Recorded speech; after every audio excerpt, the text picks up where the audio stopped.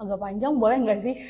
Boleh khusus kafir tidak boleh. Gue baru-baru ini banget ngebaca ada salah satu artikel, itu ngebahas soal generasi Gen Z terutama, karena di sini banyak Gen Z, yang di Indonesia itu bahkan udah dikategorikan sebagai underprivileged Gen Z.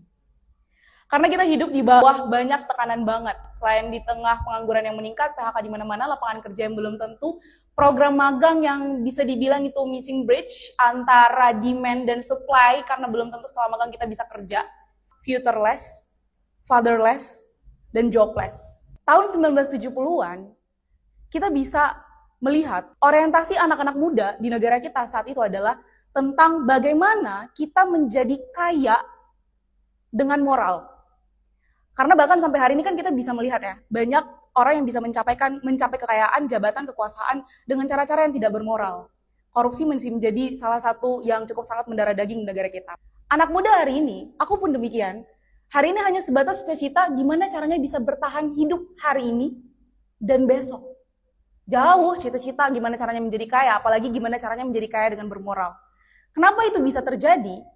Karena kita dihadapkan dengan situasi yang sangat berat hari ini. Pengangguran di mana-mana, lapangan kerja yang sangat sempit, PHK di mana-mana, kita bahkan menjadi anak-anak muda yang juga tak lupa pula menjadi tulang punggung keluarga, cari kerja susah, dan dibantai habis-habisan dengan kesehatan mental yang tiap hari menyerang kita semua. Di situasi negara yang mungkin akan menjadikan masa depan anak muda itu futureless, fatherless, dan jobless.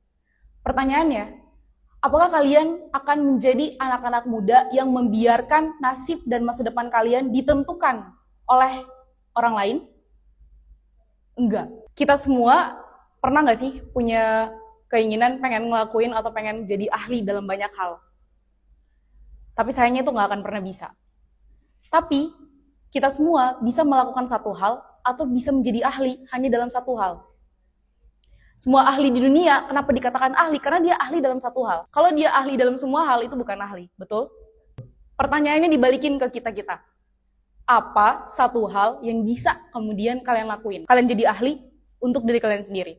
Jangan pernah membiarkan orang lain, siapapun, pemerintah, bahkan negara, bahkan untuk menentukan masa depan kita atau untuk menentukan nasib kita ke depannya kayak gimana. Kita nggak akan merdeka kalau waktu itu golongan muda nggak menculik Soekarno, betul? Kita nggak akan ada Hari Sumpah Pemuda kalau waktu itu bukan ada gerakan dari anak-anak muda, betul?